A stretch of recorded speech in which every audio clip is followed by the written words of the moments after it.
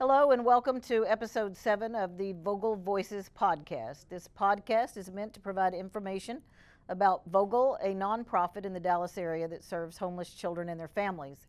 Our mission is to help homeless children and their families prevent and overcome the traumatic effects of homelessness and poverty. And we do that through our early childhood program, our health program, our mental health program, and our family support programming. I'm Karen Hughes. I'm the president and CEO of Vogel, and I'm thrilled today to have Peter Brodsky here as my guest. And so Peter has been a long-term supporter of Vogel Alcove, and we're here today because Peter is also owner and developer of the shops at RedBird, and Vogel will be opening one of our new sites there very soon. So welcome, Peter. Thank you. Thanks for being here. Thanks for having me. So can you tell us a little about your background and how you came to own and develop the shops at RedBird? Well, it's a long and meandering tale, so I'll try to cut it down a little bit. I moved here in 1995, and I worked at a private equity firm for about 15 years, and then continued in that industry for about 5 years after that. But I found myself at a point in my life where I was really looking to do something that had more of a civic impact. I had been involved with civic organizations, but I really wanted to dedicate myself full time to it. But I also wasn't ready to give up the business challenge. And so I really began to focus in on Southern Dallas, which, as you know, is a very underserved part of our city and with a long history of how it became that way. But I really wanted to do something that was going to serve Southern Dallas in a way that wasn't philanthropy, but was an investment in the people and investment in the services that they wanted.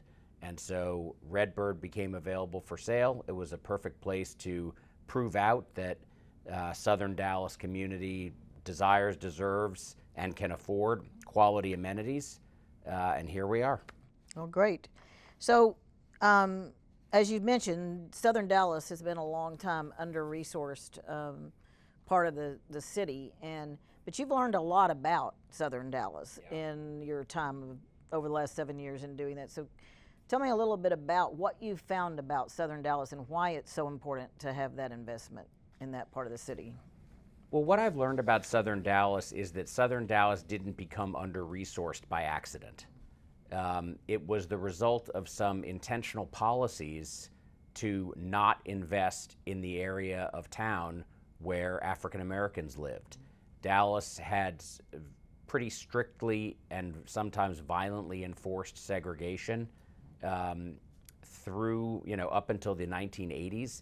It had a system of government that really didn't give adequate representation to people who lived in Southern Dallas up until the 80s. And as a result, you have a variety of different policies that were adopted that prevented the development of Southern Dallas. Things like building highways through neighborhoods, things like building highways with no exits in the city of Dallas or no service roads. All the things that you would want to do to promote development, most of them were not done in Southern Dallas. And so now you have a situation where 50% or 54% of the land mass of our city is really almost undeveloped. That policy has come back to really hurt the city because in addition to being an ethical wrong, it's turned out to hurt us economically because in North Dallas we ran out of room. And so that is why we've started to go north.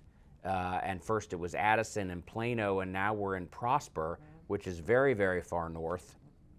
And guess who doesn't pay City of Dallas property taxes? I live up there, I don't. Right, exactly. And so it's now really in the best interest of everyone in our city to invest heavily in Southern Dallas so that Southern Dallas can start to compete with Frisco, and Dallas can start to compete effectively with Frisco. In addition to which, there are historical wrongs that need to be righted.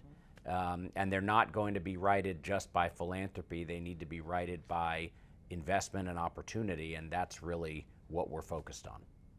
So other than, I know your organization is working on, the shops at RedBird, but what other investments have you seen come there since over the last 7 years? This investment that I'm going to talk about predates RedBird, but the University of North Texas at Dallas, to me, is going to be the game changer in our city. They currently educate about 5,000 students. They're going to be growing to 20,000 students. And they educate mostly people from Dallas, and frankly, mostly people from Southern Dallas. So it is not only going to be a major tool for people to lift themselves up, but then the economic activity that's going to be generated by having 20,000 students and professors, and the housing and the retail that's going to be needed to support them is going to be a real catalyst. The other developments in Southern Dallas, unfortunately, most of them, I think, are gentrifying in nature. They're the further northern parts of Southern Dallas. What's going on in West Dallas is a perfect example, where the people who are living in that community end up getting displaced. And so we've got to figure out a way to invest in Southern Dallas in a way that doesn't displace people, but allows them to be lifted by the rising tide. And I know one of the things some of the statistics that you give out about were just kind of eye-opening to me, especially when it came to health. Can you talk a little bit about that? Yeah, so first of all, the death rate from breast cancer is 3 times higher south of I-30 than north of I-30, and that's simply a question of access to mammography and treatment. There's a zip code 75215 in the South Dallas area of Southern Dallas, and it has a lifespan that is 24 years shorter than Highland Park, which 75205. So these disparities in access to health care, and these disparities in the investment in amenities, et cetera, has a material impact on people's lives and shortens people's lives. So there are lots of other statistics, but the health outcomes are very sobering. And I know you also were part of Leadership Dallas, right? And that's kind of what got you involved. Can you talk a little bit about that, and what, after taking that year-long course, how that affected what you wanted to do? It really opened my eyes to Dallas. I mean, for those people who are watching that don't know what Leadership Dallas is, it's a leadership training class that is sponsored by the Dallas Regional Chamber. They select about 50 people every year. It's usually people who are ages, call it 35 to 50. So, beginning to or already exerting leadership in the community, who want to take it to the next level. And you meet once a month, and you focus on different aspects of the community. I had lived here for 15 years by the time I did Leadership Dallas, but I had never been south of 30 unless I was going to the fair or I was going to Austin. Yeah. And so it really opened my eyes to the fullness of the city, the texture of the city, the diversity of the city. It really made me fall in love with Dallas, because Dallas was so much more than what I had been exposed to up until then. So you decided that you were going to invest in Southern Dallas, and then there was this mall there. Right.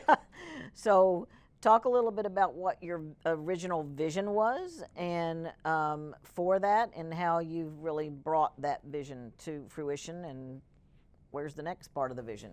So in some ways the vision has evolved over time, because the retail environment has evolved over time. But there's one thing, the North Star of this development has never changed, and that is quality amenities.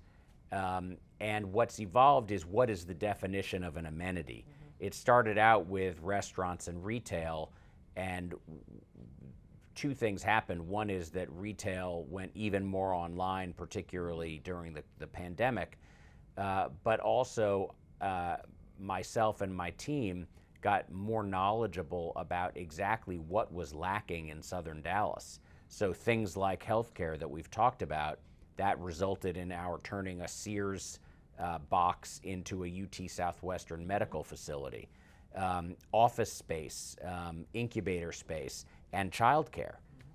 These are all high quality amenities that are lacking in Southern Dallas, and you can't really go about your life fully if you don't have access to health care and child care and a place to work or supports if you're an entrepreneur.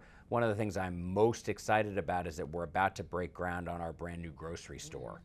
And it's a high quality grocery store, a Tom Thumb, a 50,000 square foot grocery store. So that's another perfect example of a high quality amenity that that you and I will take for granted. The community is incredibly excited about it. Yeah, absolutely.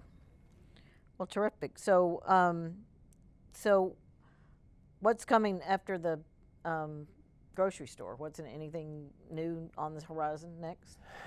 Well, we've really been focused on the grocery store. We're trying to bring a hotel. We are really trying, now that we have a quantum of people coming to the site every day, we're trying to expand our retail presence and bring some more high quality retail. And we are really, really looking for more offices. Something like 90% of the leasable office space in the city of Dallas is north of I-30 and 10% is south of I-30, but 40% of the population lives south of I-30. So they would also like to be able to live near where they work. Exactly. And so we really want to bring more offices in now that we've created this cool environment where people will actually want to come back to work. And there's actually some housing out there. There is, thank you for reminding me, there's a 300 unit apartment building that has the unique quality of being both Class A amenities, but also has a significant affordability component. And so that was an example of us trying to provide the high quality amenity and provide the Class A apartments, but also acknowledge that there's a lot of need in the area and not leave people behind. Absolutely. So, we join forces with you in this development, Vogel, in terms of doing a new child care center. So can you talk a little bit about how that came about and why child care is so important for the part of the development? Well, the origin of it is that when we first bought the mall, we committed to the community that we would do a major philanthropic contribution of space. We have a lot of empty space at RedBird. And we tried several different things, but we really just kept coming back to childcare. And if you know this, that the three biggest impediments to someone keeping a job are healthcare, childcare, and transportation, and probably not in that order. Right. Probably childcare and transportation are really big. And what we realized was that by being in the community, we were solving a transportation problem. People could come to work at RedBird. We had brought in a lot of healthcare with Parkland and UT Southwestern and eventually Children's. And so we wanted to provide on-site childcare for anybody that works at the RedBird development so that they could have the luxury of coming to work, dropping their kids off. I know from my experience with Vogel what a high quality environment is. My wife and I used to say that we would send our kids there. It's every bit as good as any private childcare and pre-K. And so to have that on site, it can be a life-changing thing for someone because, first of all, if you don't have a car and you now only have to take one bus to get to work and your child care, not two, and by the way, do your grocery shopping at the same time while you're there, it gives people hours back in their day, peace of mind, stability, and that's what people need to as you talk about, thrive.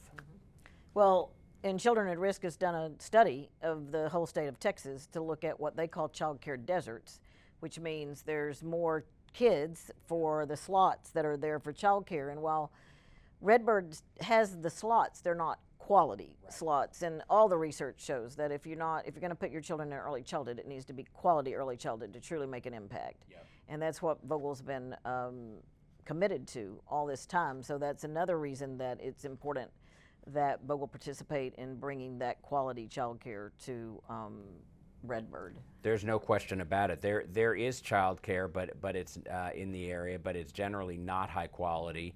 And I know Vogel prides itself on providing really, really high quality childcare. And so I just feel like having that at RedBird is going to be a game changer for the community, and it's also going to be a game changer for RedBird.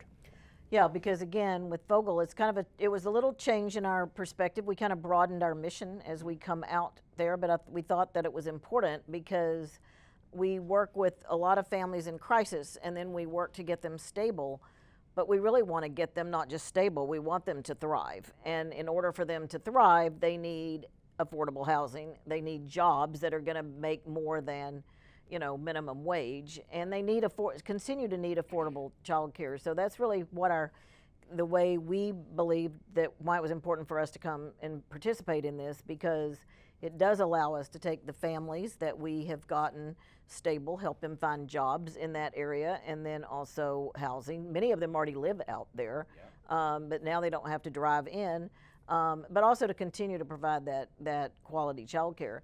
But the thing that's a little different is that one of our major priorities will be for employees that are at RedBird. And so that's a little different from Vogel's normal way of thinking.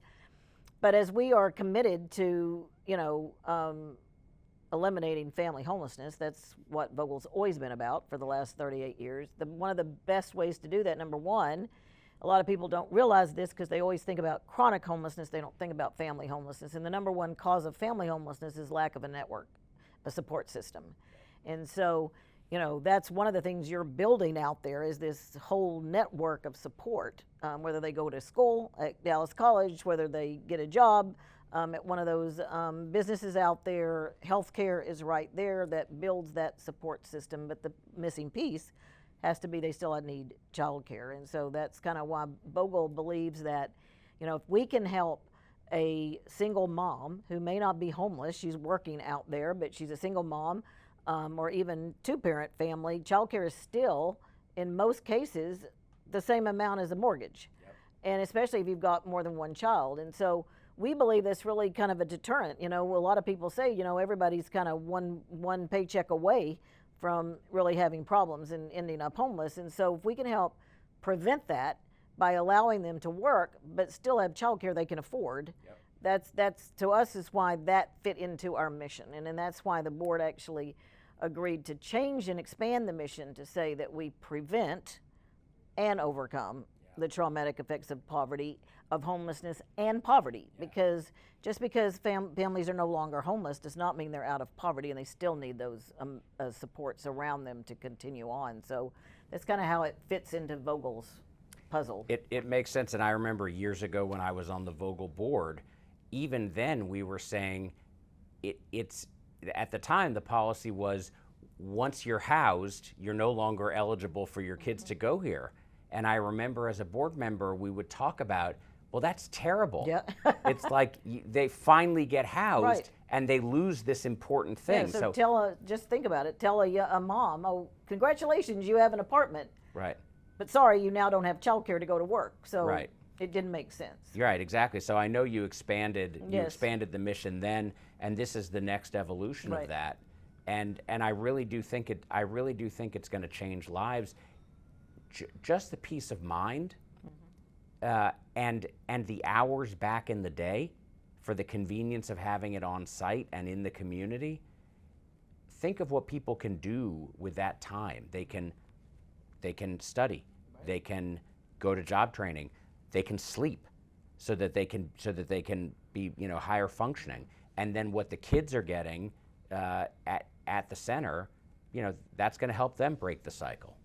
And you've seen we're close to opening. We Yes, hope. yes. We've been waiting, and everything's there. I think the last piece of furniture is being delivered next week, and the fire marshals were out doing their thing, and so I think we're very close to be able to submit to get our license to be open, hopefully in the fall. But you've been to the site and you've seen it. So what would you say when you walk in? What would you tell people that? Wow. I mean, I tell people what I just said to you. My kids are 22 and 19, yeah. So I'm not sending them there anymore. But I would send my children to that center. It's happy. It's beautiful. It's a well-appointed environment. It shows the kids this is what you're worth. Mm-hmm.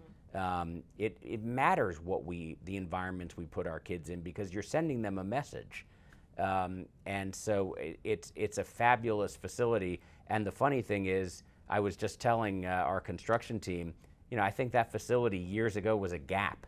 Yeah. It was a clothing store, Right. and now it's been transformed into this really state-of-the-art childcare facility where magic is going to happen. Yeah, we're very excited about it. We'll have 4 infant rooms, 4 toddler rooms, 4 preschool classrooms.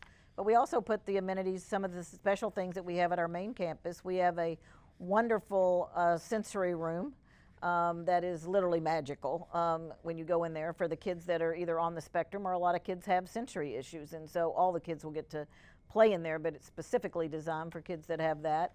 We also have a play therapy room, because we believe very strongly in social emotional development and mental health that needs to start in the early childhood world.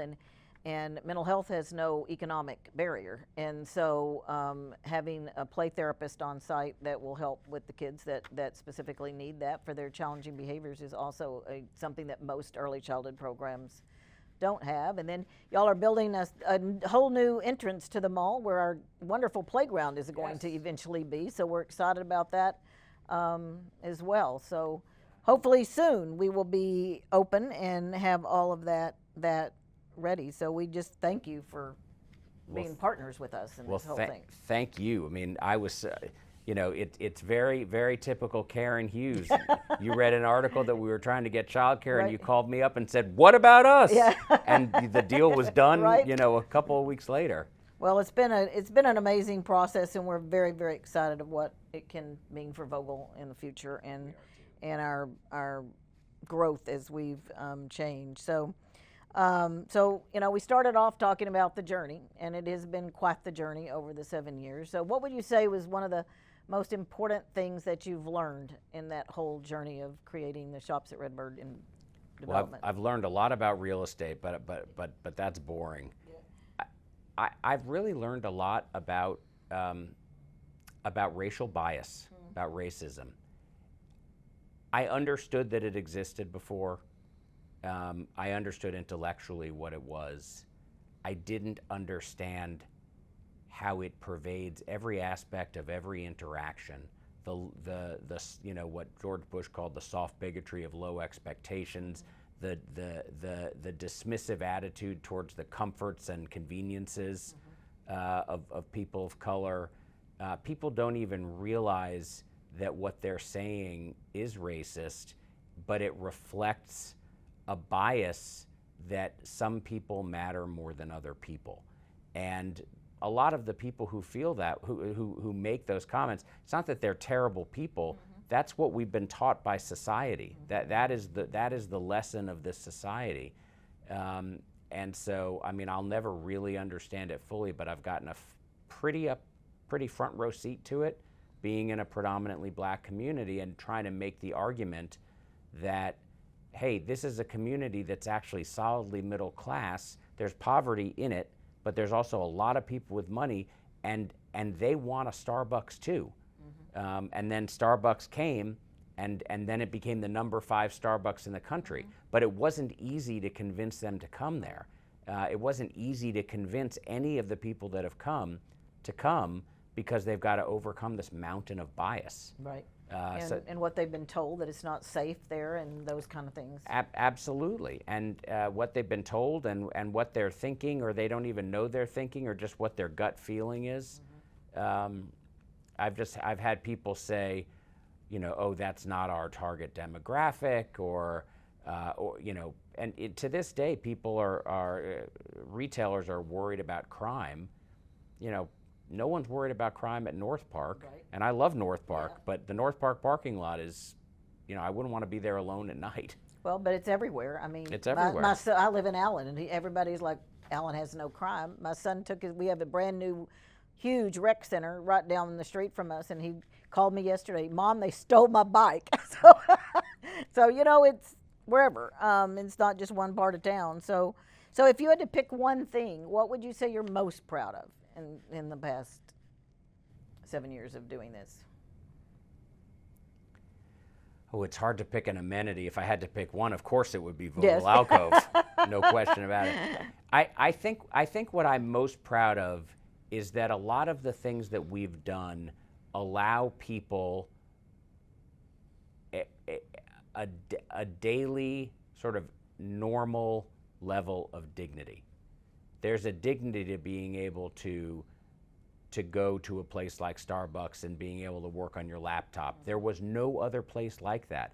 There's a dignity to being able to access top quality medical care and walking into a facility that clearly says, we value you. And UT Southwestern absolutely knocked it out of the park with the way they have presented themselves to the community.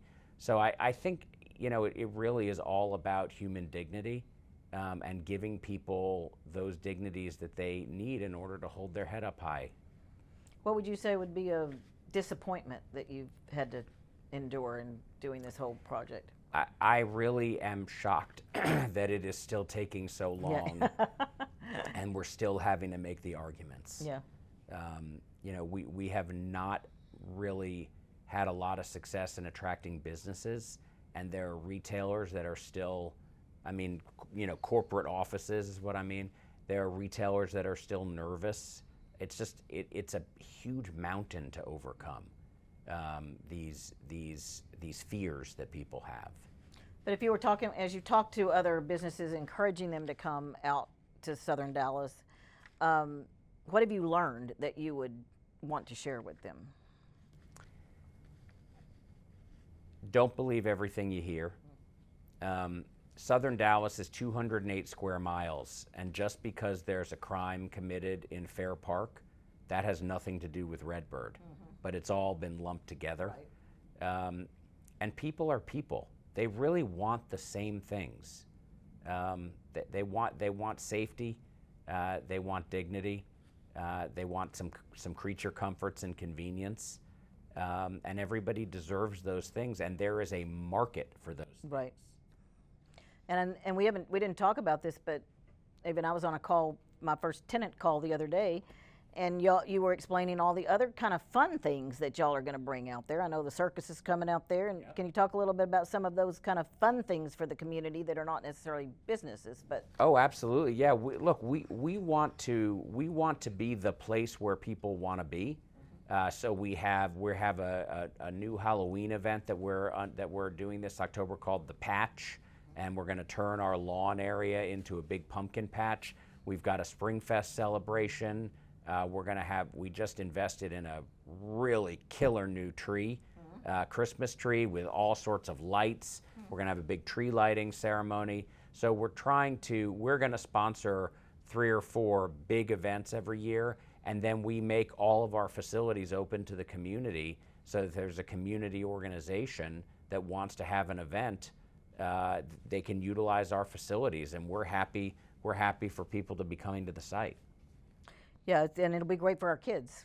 All those fun things that they'll be able to experience when they're out there. So, well, it really is exciting for Vogel to be part of this with you, and especially for me. I mean, I've known you. In fact, you brought me here. So, and you were head of the search committee, so I've known you for a long time. So it's especially exciting for me to be part of this with you, and we really can't wait till we actually have kids walking through those doors. I can't wait either. The That's first going to be day, such a happy day. But we also want to thank you for your generosity and the fact that you gave us the free space that we then were able to build out and did a capital campaign to do that, and we appreciate all the. I raise money all the time, but this was really an easy raise. I'm not saying it's over, so people can still give to it, but I didn't have to do a lot of twisting arms about this project. As soon as they heard about it, foundations and people in town, they wanted to be a part of it. And I think that's a testament to what you're creating out there and what people really want to be a part of it. Well, I appreciate that. It's also a testament to you because, man, I always say you could be running a Fortune 500 company. You are a sharp executive. We are looking forward to that. So we've covered a lot of ground, and so this is kind of your chance for your last word. What if I not ask you about the shops at RedBird or our relationship or anything that you want to say? This is your time to just make your last statement about what you want people to know. I really just want to take this time to express gratitude to you and to Vogel. I think the work you do in the community has always been amazing. I'm thrilled that the board took I'm sure, a very difficult and sort of wrenching step to expand the mission. Everyone worries about mission creep, but I'm really honored to be your partner, and just very, very excited about you becoming a part of the RedBird family. Well, we do look forward to opening the shops at RedBird very soon, and so we hope that people will come out when we get ready to do our opening. As people that are listening today, they always ask, well, how can I get involved and how can we be involved with Vogel? I recommend that you go to our website, www.vogelalcove.org. And there you can find out, we, as I mentioned, we're continuing to raise money for our operations and our expansion, so we can always use financial donations. We also need volunteers and always in-kind donations. So if you go to our website, you'll be able to find out how to get involved and get engaged, and we would love to have you participate in our mission to help these very, very important homeless children and children in poverty that we serve. So again, thank you for joining us today. Peter, thanks for being here, and we hope that everyone that's listening will continue to join us this journey that Vogel is on. And so we look forward to seeing you on future podcasts. And so please, again, join our podcast. And until next time.